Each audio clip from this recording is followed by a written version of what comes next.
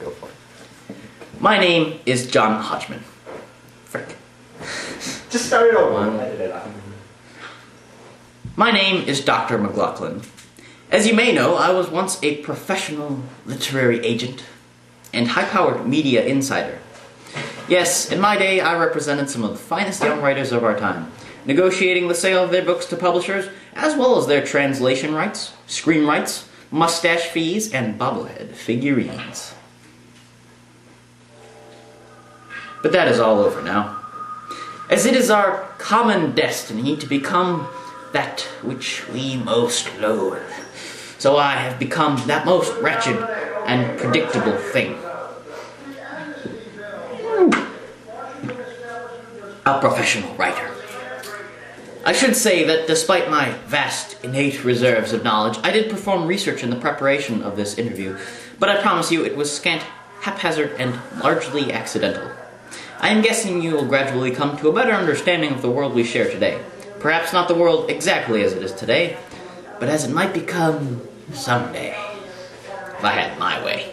And so to you, I can only say thank you, welcome, and good evening. And so we begin.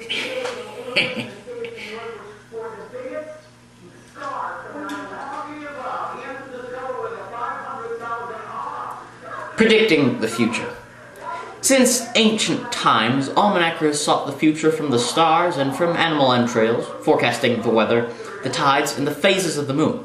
This was valuable work, of course, though really only useful to farmers, sailors, and werewolves. However, it was hardly scientific, relying on various ancient methods of scrying, such as crystal gazing, tea leaf reading, sheep-dog consultation, and, well, guessing. As these scientific soothsayers know, the signature of the future is written on the here and now. Thanks to careful observation and experimentation, we now know, for example, a rise in oil prices occurring in the same year as the birth of an albino buffalo will cause us to inevitably embrace polygamy and open use of jetpacks. Useful methods of telling time. There is some simple folk wisdom deriving methods of time approximation you may still find useful today. It takes exactly 5 seconds to read this sentence aloud. Using only the stones and twigs around you, it will take you approximately 120 minutes to construct a working sundial. When you realize you should have simply apologized, it'll be approximately 11:50 p.m.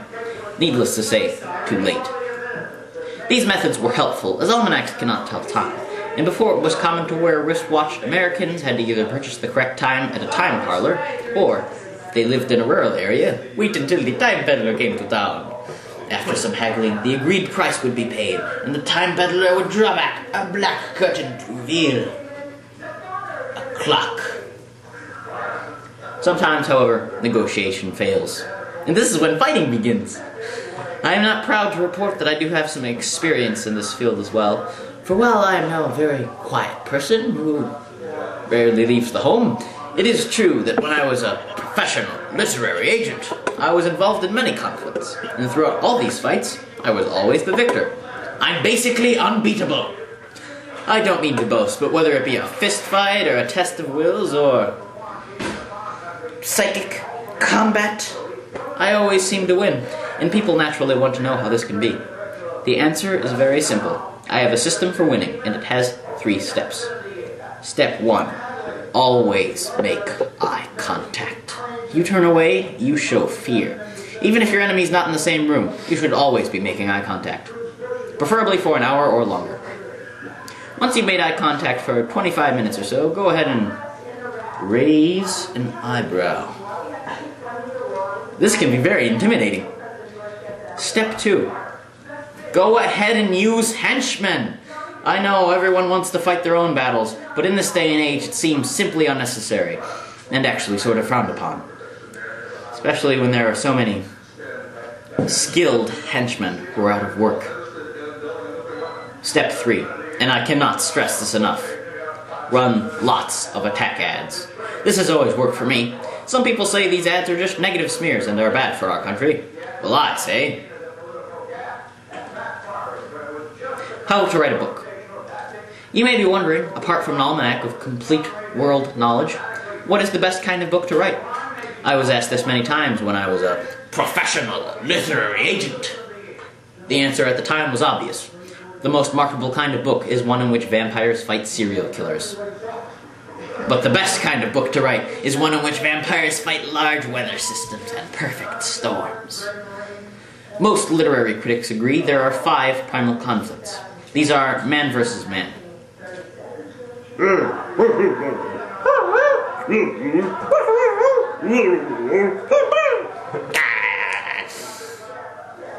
Man versus nature.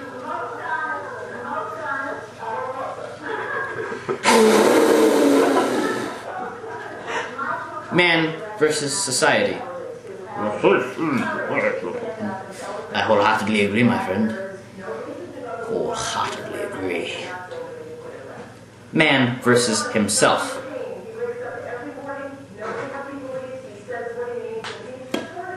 And man versus cyborgs.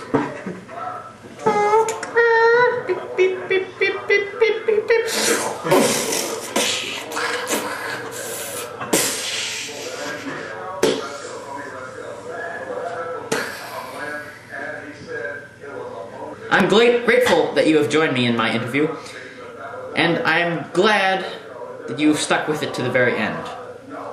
For all you fast forwarders out there, mental finger. And always remember, the sun is on your side, unless you're on the moon. I'm Dr. McLaughlin, and for next time, this is goodbye.